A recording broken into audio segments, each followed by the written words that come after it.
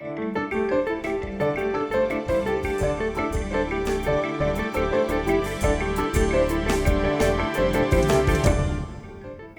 I'm Adrian Finnegan. This is Counting the Cost on Al Jazeera, your weekly look at the world of business and economics. This week, a war economy, a divided nation, two central banks and debt piling up.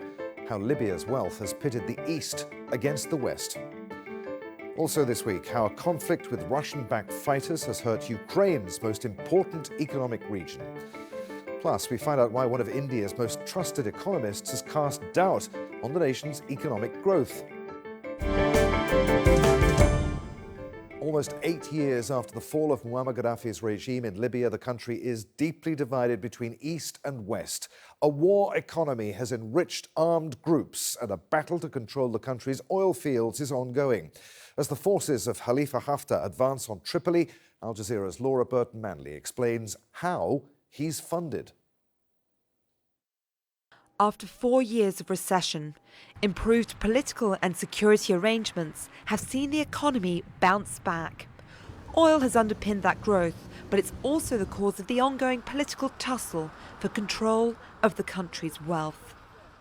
While the United Nations backs the internationally recognised government in Tripoli, in the eastern city of Al-Baida, there is a parallel government affiliated with the Tobruk-based parliament and the warlord Khalifa Haftar, and it's backed by Saudi Arabia, the UAE and Egypt.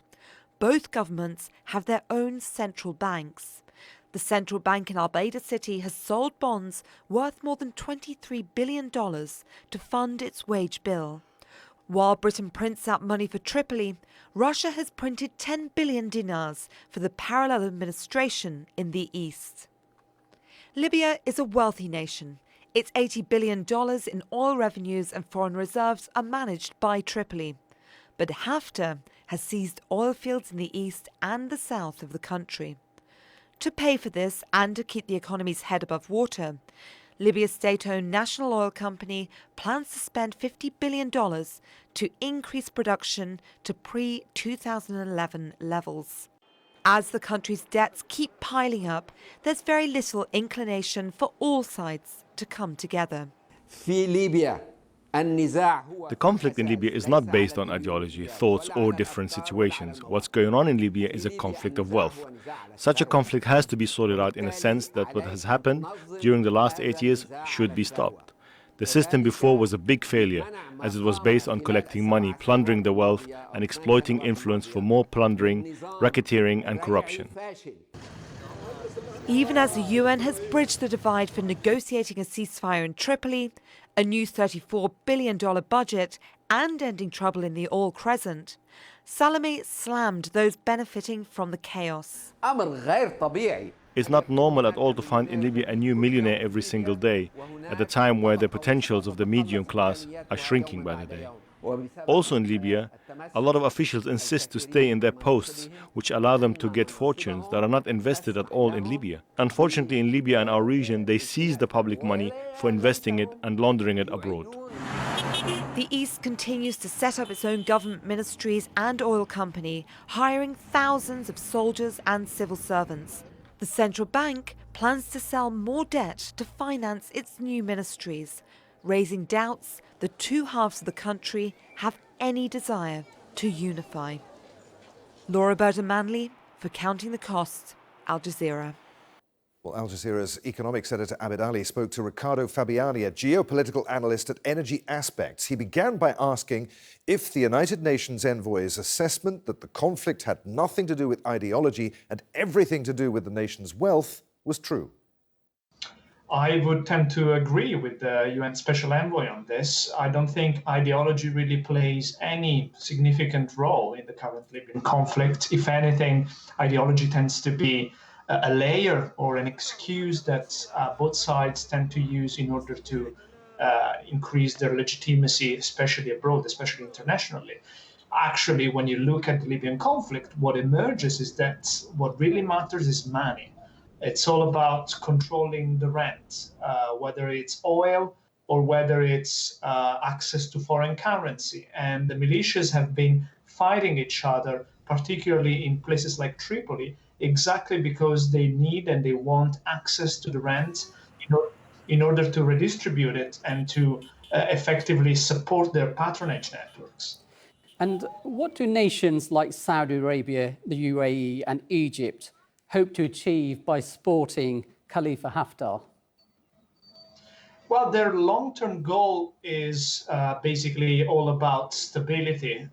First of all, the stabilization of Libya, particularly when it comes to a country like Egypt that shares a very long and porous border with Libya and is obviously concerned with the problem of terrorist groups using and crossing the border in order to attack Egypt. But when it comes to the UAE and Saudi Arabia, stability is equally important, but obviously what they care about is the suppression of the Islamist groups that are seen as part of the Western Libyan government and the Western Libyan coalition. They believe that Khalifa Haftar is part of their sort of ideological worldview of anti-Islamism and basically the opposition to the Muslim Brotherhood in general across the region. So again, we're going back to the point of ideology here. People like Haftar, but also this happens on the other side, use ideology to boast and to boost their own legitimacy in the eyes of partners like Saudi Arabia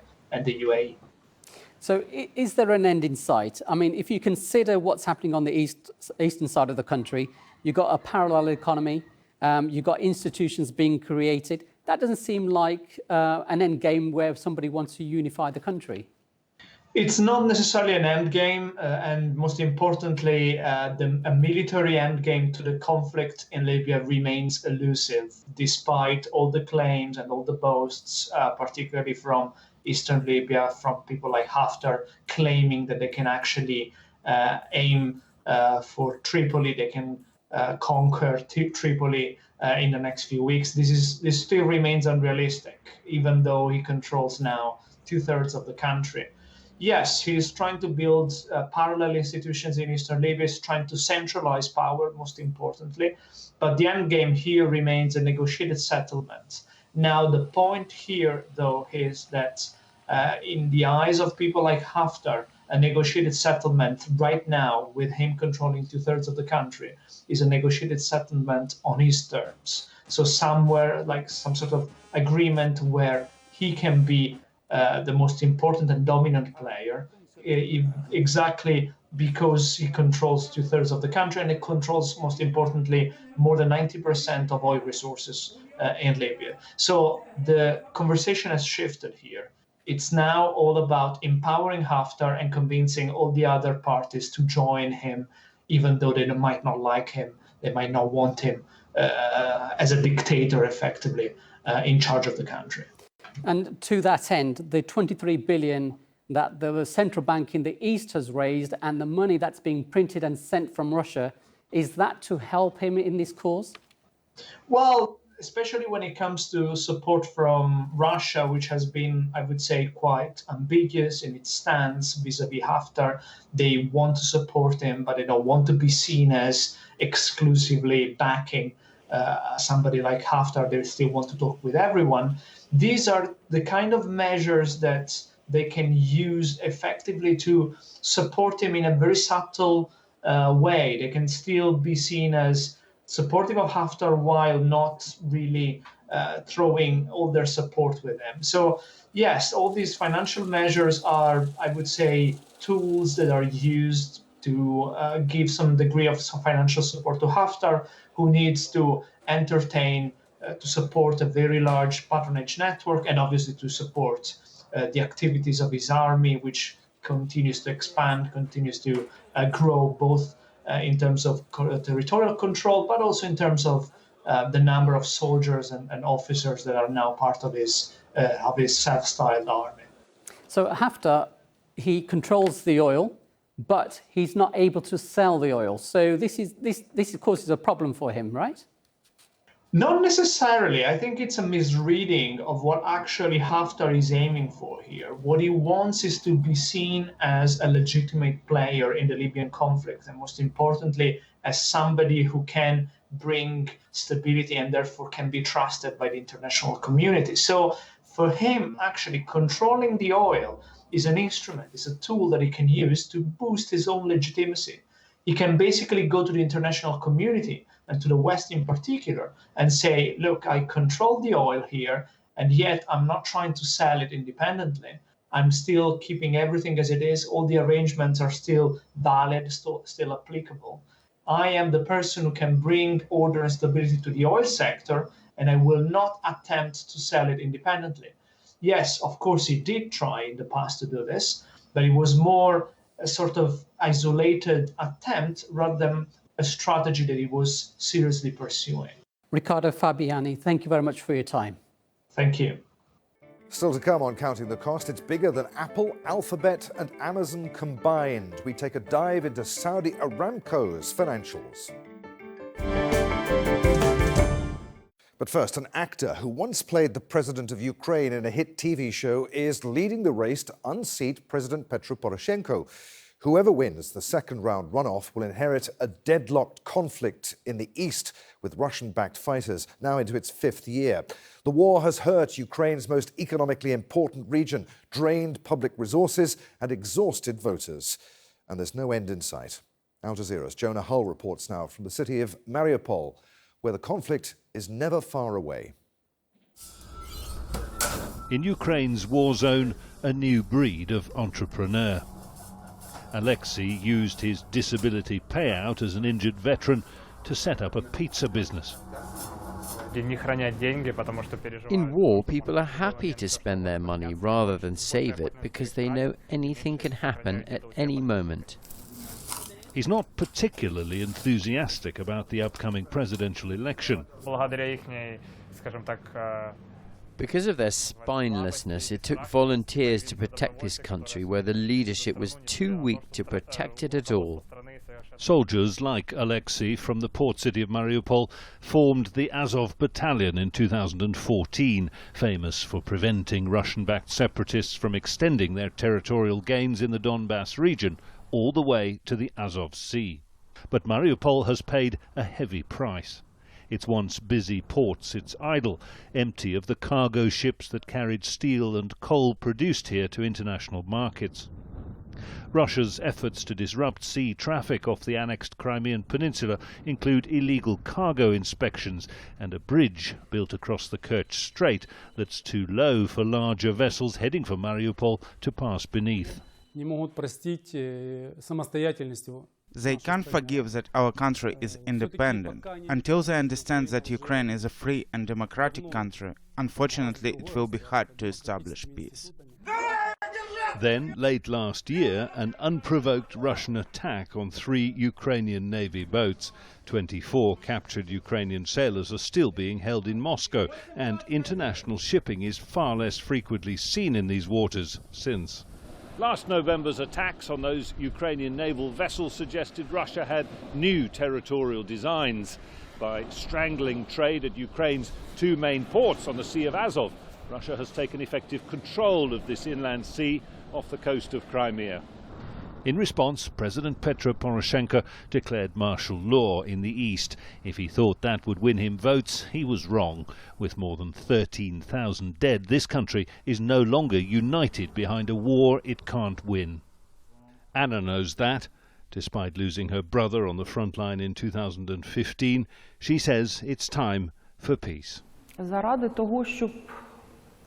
He died for Ukraine to be Ukraine, for the Ukrainian language to be spoken, and for the Ukraine to be an equal, strong European country.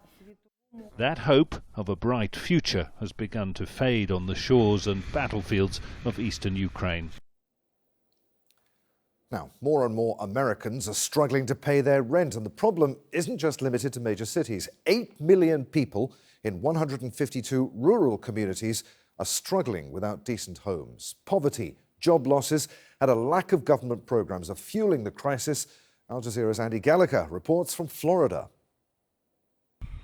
Across rural communities in the US, a crisis is unfolding with potentially catastrophic consequences. Affordable housing is in desperately short supply, while the rents for existing homes, which are often in disrepair, are rising to unaffordable rates.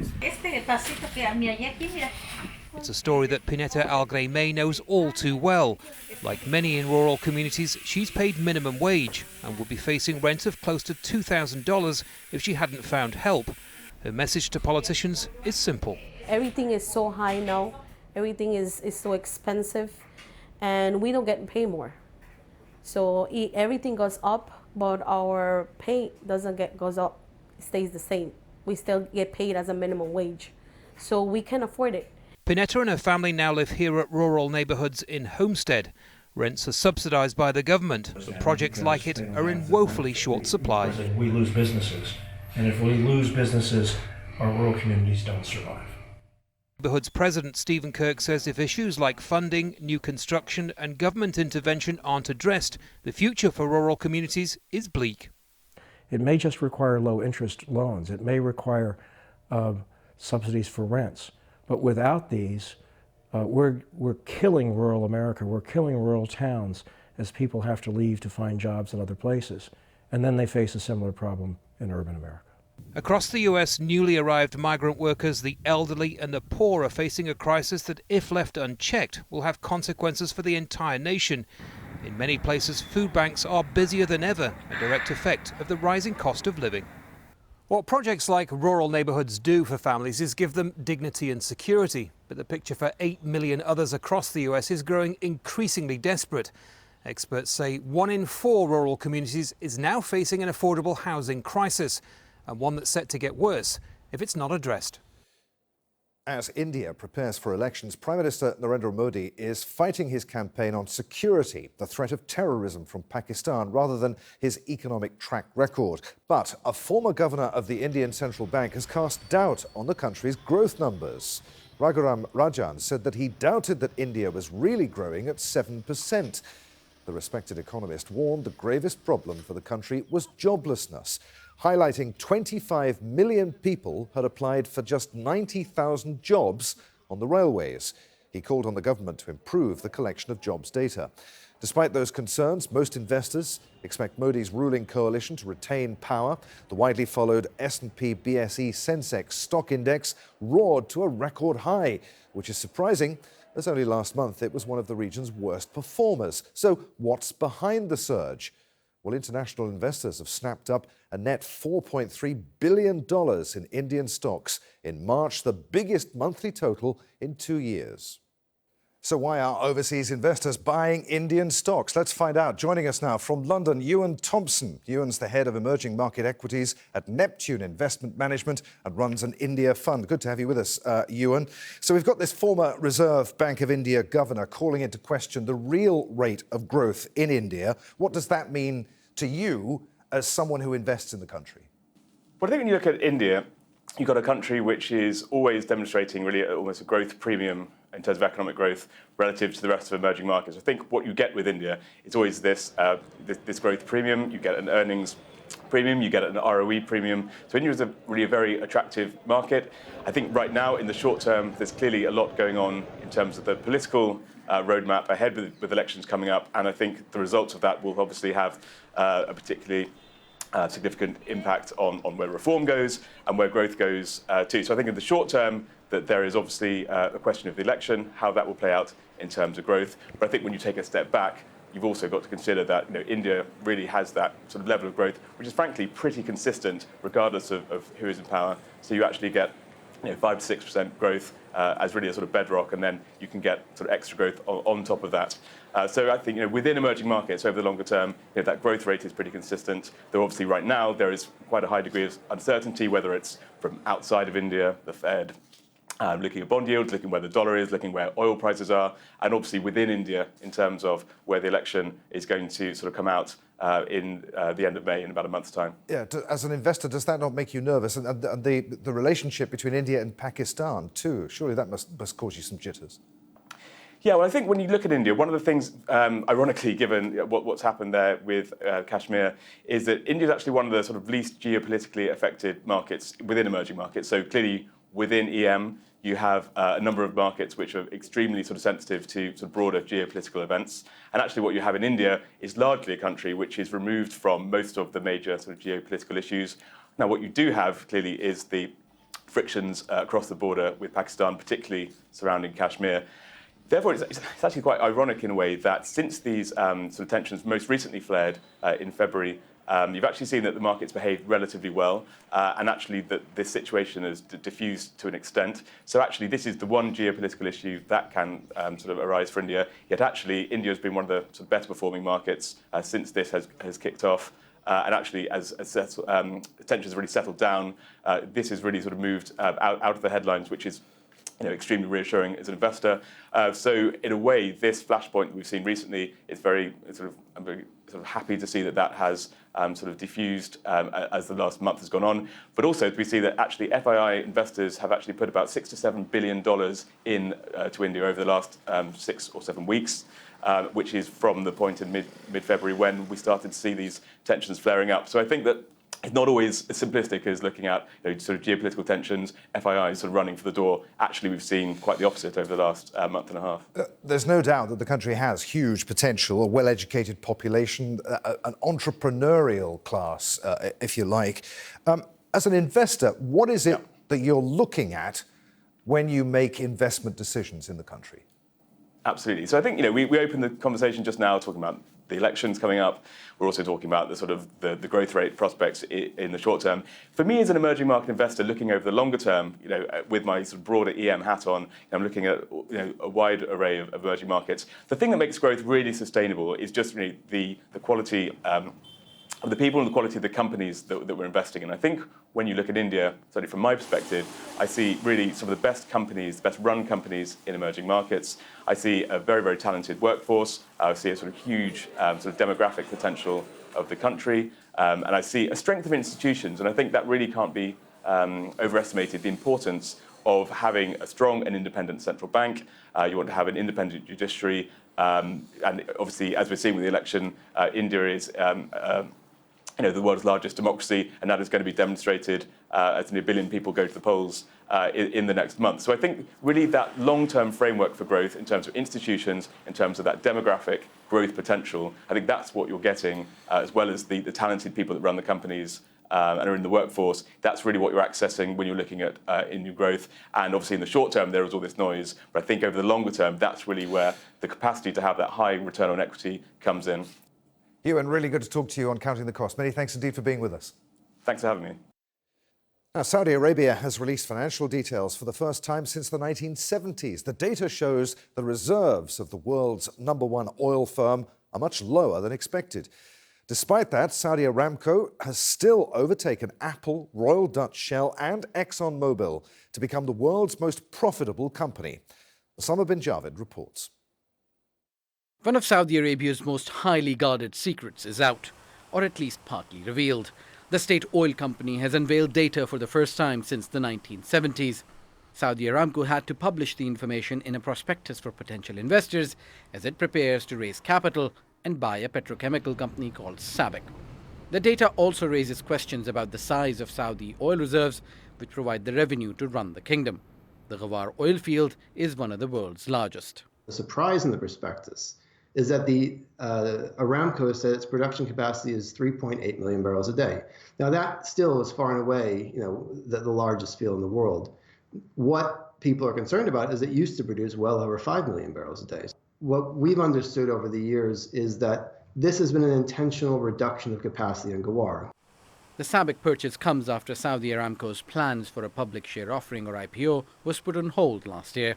It was meant to be the world's largest, which Saudi Arabia evaluated at $2 trillion. The IPO is not only going to be about whether there's interest, it's also going to be about whether the Saudis are prepared to offer their crown jewel, their most important company, the thing that is Saudi Arabia and provides all the revenue for the country, or the bulk of it. Are they willing to really put that overseas and put that in a position where people could potentially have lawsuits against it, make claims against it? And I think a lot of people in Saudi Arabia would have to think very carefully if that's what they want to do. The data shows that tax Aramco pays to the state has been greatly reduced to woo investors. There are also questions about Crown Prince Mohammed bin Salman's ambitious Vision 2030. The investors look at all of these aspects: technical, influence of government, interference of government in the oil company operations, and then, of course, the overall sustainability of Saudi regime in the next 10-20 years. Money raised from Aramco's business and potential sell-off is at the heart of diversifying the Saudi economy, which so far remains a distant vision. And that's our show for this week. If you'd like to comment on anything that you've seen, you can get in touch with us. Tweet me, I'm at @Finnegan on Twitter. Use the hashtag AJCTC when you do, or you can drop us a line. Countingthecost@aljazeera.net is our email address. As always, there's plenty more for you online at aljazeera.com/CTC. That takes you straight to our page, and there you'll find individual reports, links, even entire episodes for you to catch up on. But that's it for this edition of Counting the Cost. I'm Adrian Finnegan from the whole team here in Doha. Thanks for being with us. The news on Al Jazeera is next.